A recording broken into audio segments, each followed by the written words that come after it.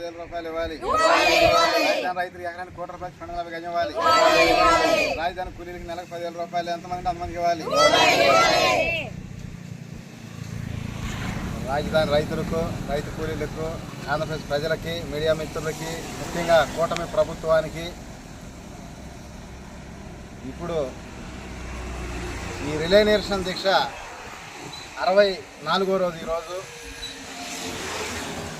అయితే ప్రభుత్వాన్ని మేము చేసే డిమాండ్ ఏంటంటే, ఆయన సీఎం గారు ఏప్రిల్ 20న జన్మించారంట. అందువల్ల ఏప్రిల్లో ఆయన జన్మించడంతో ఏప్రిల్ ఫూల్ అవడానికి పూలింగ్ తీసుకున్నాడు. అసలు ఈ పూలింగ్ తీసుకోకపోతే ఈ రాష్ట్రం ఈ పార్టీకి ఎప్పుడో డెవలప్ అయ్యేది, ఈ రాజధాని.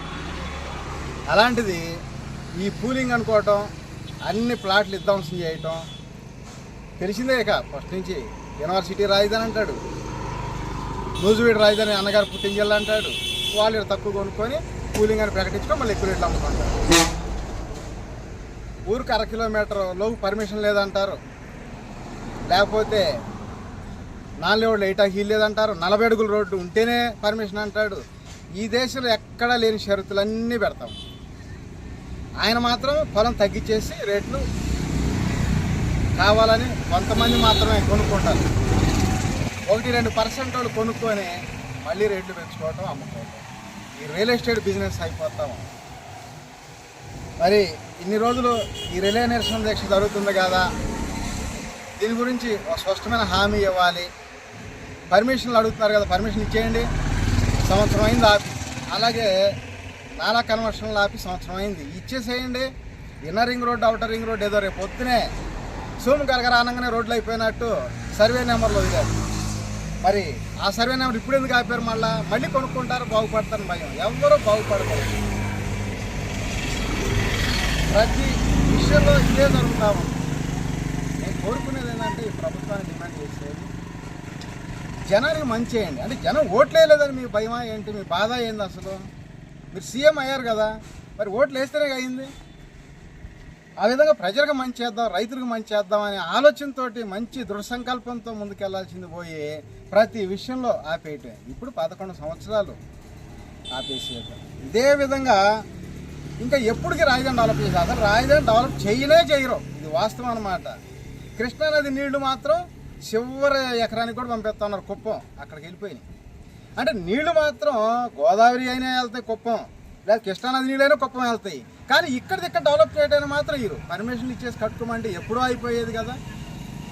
అట్లా కాకుండా పర్మిషన్లు ఆపటం, కూలింగ్ అంటాం, టైం వేస్ట్ చేయడం. ఈ విధంగా ఇంకా ఎప్పుడు రాజధాని డెవలప్ కావాలి. అట్లాగే రాజధానిలో పాట పెట్టి అమ్ముతారు. ఎవరైనా పొలాలకు ఇచ్చే కంపెనీలు కానీ కాలేజీలు కానీ పాట పెడతారు. తెలంగాణ కేసీఆర్ గారు పాట పెట్టాలి, అట్లాగే పాట పెడతారు. అట్లా కాకుండా ఎస్ఆర్ఎం కాలేజీ, విట్ కాలేజీ 2 కోట్ల కాడికి వాళ్ళ పొలం. 2 కోట్ల కాడికి మన ప్రజలు, ఆంధ్రప్రదేశ్ ప్రజలకు ఇవ్వమనండి. తీసుకునే వాళ్ళు 100 మంది ఉన్నారు, ఇవ్వమనండి. 20 కోట్ల కాడికి 30 కోట్లు అమ్మే భూమిలో 2 కోట్లకి బినామీ కంపెనీకి ఇచ్చింది. వాస్తవాలు. మరి కాకపోతే పాట పెట్టి అమ్మాలి కదా, లేకపోతే మన అందరికి ఇవ్వాలి. ఇక్కడ వాళ్ళకి ఇవ్వకుండా ఎవరికో మేము 2 కోట్లు కట్టబెట్టామంటే అది కరెక్ట్ కాదు కదా. ఆ విధంగా మళ్ళీ ఒక్కసారి ఈ రాష్ట్రంలో ఎస్సీ బీసీ ఓట్లు వేసుకొని గెలుస్తున్నారు కదా, ఎస్సీ ఎస్టీ బీసీ మైనార్టీలకి. ఎస్సీ బీసీకి ఒక్కసారి సీఎం ఇచ్చి చూడండి ఎలా ఉంటుందో. మీరు 30 ఏళ్ళ నుంచి ఈరోజు 30వ రోజు అంట సీఎం గారు ప్రమాణ స్వీకారం ఫస్ట్ చేసిన రోజు అంటారు. సరే, మీరు 30 ఏళ్లలో కనీసం 4 సార్లు సీఎం అయ్యారు. ఒక్క సంవత్సరం సరే ఎస్సీబీసీ సీఎం ఇచ్చి చూడండి ఎలా ఉంటుందో. ప్రతి కుటుంబం 10 కోట్ల ఆస్తి పనులు ఎలా చేయాలో చేసి చూపిస్తాం. ఇవన్నీ కూడా ప్రజల ఓట్లు వాళ్ళ కోరికల ఆస్తిలా వేసుకోవడం తప్పితే ఈడ మాత్రం ప్రజలకి ఒరిగేది ఏమీ లేదు. డెవలప్ అయిపోయింది ఎక్కడో అని చెప్పి అంటారు. ఎక్కడ డెవలప్ అయ్యారు పాపం? ప్రజలు ఎప్పుడు పేదోళ్ళుగానే ఉండిపోయారు. ఎక్కడ డెవలప్ అయ్యారు చూపించండి పాపం.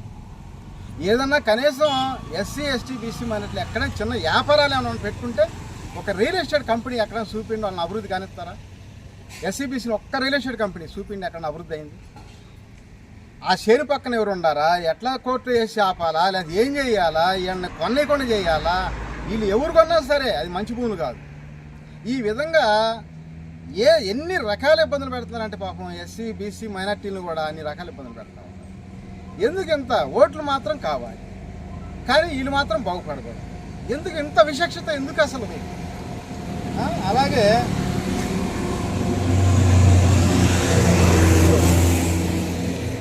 అన్ని పార్టీలు కూడా 1-2 వర్గాలకు మాత్రం, సామాజిక వర్గాలకు మాత్రమే పార్టీ పగ్గాలు అన్నీ చేపడితే ఈ ఎస్సీ ఎస్టీ బీసీ మైనార్టీలకి పార్టీలు పెట్టిన హక్కు లేదా? వీళ్ళు పరిపాలన చేయకూడదా?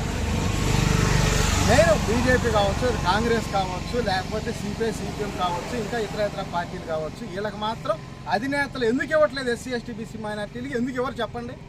అంటే ఇలా అర్హత లేదా? వీళ్ళకి అంత సమర్థత లేదనుకుంటున్నారా? సమర్థత అది ఎందుకు ఇట్లా? వాళ్ళు ఏం చేస్తారు? 1-2 సామాజిక వర్గాలకు ఇప్పుడు ఈ పదవులన్నీ ఇస్తున్నారు. రేపు ఎలక్షన్ రాగానే వీళ్ళందరూ ఈయనకో ఆయనకో ఎవరికో ఒకరు మద్దతు ఇచ్చేస్తున్నారు. బట్ వాళ్ళు సిండికేట్ అయిపోయి గెలుస్తున్నారు. అధికారం ఉన్న వాళ్ళు 60%, అధికారం లేని 40%. వాళ్ళు మాత్రమే బాగుపడుతున్నారు తప్పితే ఎస్సీ ఎస్టీ బీసీ మైనార్టీలు ఎక్కడ డెవలప్ అయింది మాత్రం కనపడుతున్నారు. ఎందుకు అంత విచక్షత? ఎందుకు వీళ్ళ మీద? కనీసం సూత్రాలుగా 64 రోజుల నుంచి దీక్ష చేస్తానంటే నీకేం కావాలో చెప్పు అంటారు. కానీ నాకేం అవసరంలా. ఇక్కడ రైతులకి, రైతు కూలీలకి, ఇక్కడ ప్రజలకి న్యాయం చేయమని అడుగుతూ ఉన్నాం. ఎందుకంటే పర్మిషన్ లాగారు, సంవత్సరం అయింది పర్మిషన్లు ఇవ్వండి. ఈ కన్వర్షన్ లాగా సంవత్సరం అయింది, కన్వర్షన్ చేయండి. Inner ring road, outer ring road వేస్తా ఉన్నారుగా, ఈ సర్వే నెంబర్ మళ్ళీ యజమానులు వదలండి, కొనుక్కుంటారండి, ఏమైనా చేసుకుంటారు. ఇవన్నీ ఆపేసి ఎప్పటికప్పుడు చేస్తూ ఉన్నారు. అట్లాగే